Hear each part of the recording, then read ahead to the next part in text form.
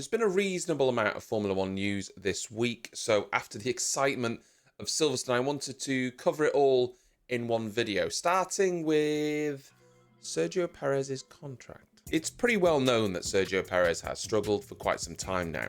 He had a great first 5 races of the season, but since then he's dropped off massively. I appreciate some of these races had extenuating circumstance, but here are his last few results. Silverstone, he qualified 19th and finished 17th. At Austria, he qualified 8th and finished 7th. Spain, he qualified 8th and finished 8th.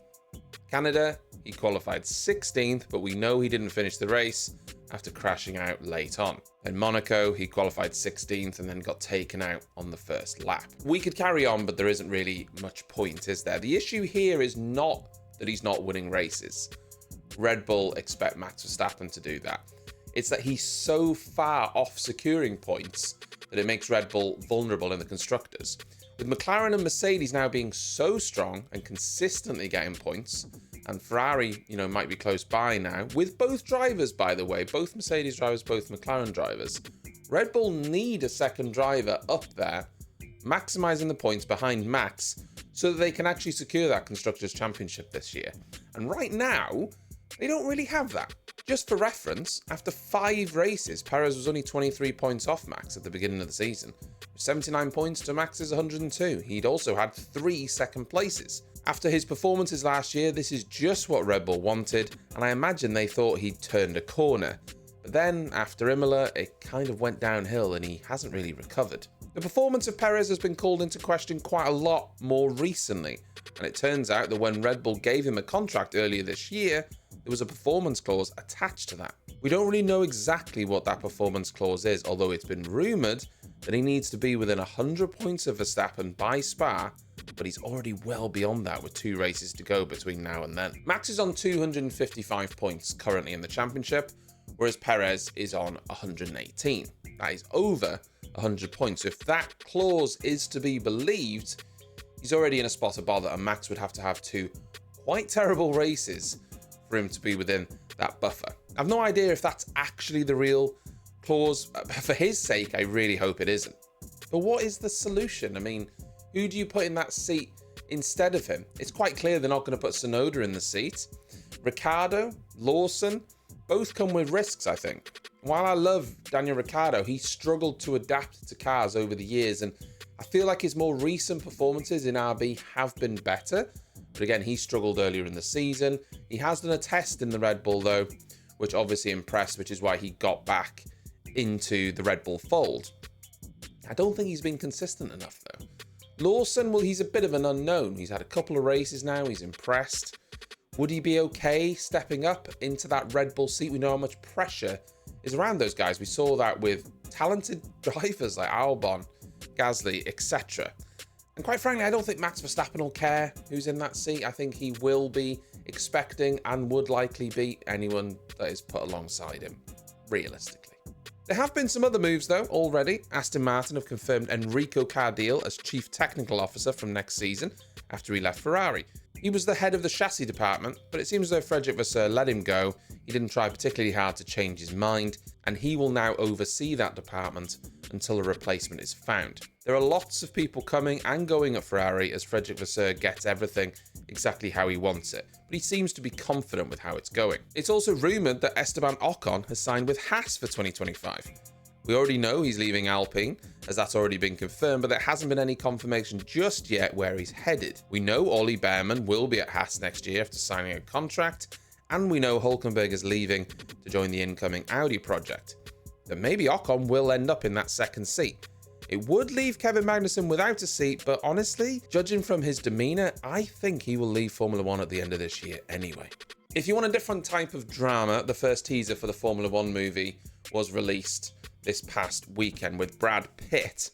It's going to premiere next summer, and I enjoyed the footage they showed off, but the dialogue, there was only one scene of dialogue, and yeah, it wasn't good. They want to build a car for combat. Bizarre. I'm concerned, but of course I'll end up watching it. Interestingly, they're using 4K cameras attached to heavily modified Formula 2 cars, and there's a shell put on that car that is actually designed by Mercedes to make it look like a Formula One car. It was a partnership between the movie producers and Mercedes. Lewis Hamilton happens to be one of the producers, so that's where that link-up's come from. What's really cool though is that they've mixed footage that they've recorded on their film car with actual footage of real drivers from the races. There's footage in the film of the Apex car going up Eau Rouge in Spa, when in fact, eagle-eye viewers on Twitter have worked out exactly what race and what driver that was from. YouTuber Matt Amos was talking about this on Twitter when a user named Tenga worked it out. It was actually Pierre Gasly's car from Spa last year. And then they've CGI'd the film's Apex car artificially over the top of that footage. So they're using a blend of real footage from real races with actual recorded footage that they've done at circuits themselves. You may also have noticed Brad Pitt's been in the press pen after races, just casually recording footage next to real drivers who are speaking about their real race.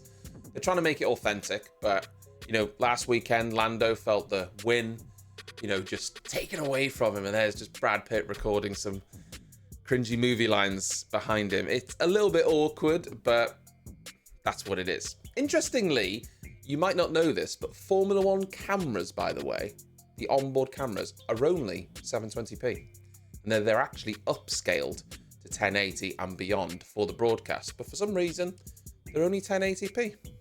Quickly talking about sponsorships, Rolex, who have been a well-known partner of Formula One for a long time, in fact since 2011, could be leaving the sport. It's rumoured the partnership will end at the end of this year, with Tag Heuer being the most likely candidate to replace them, supposedly offering $150 million annually to Formula One.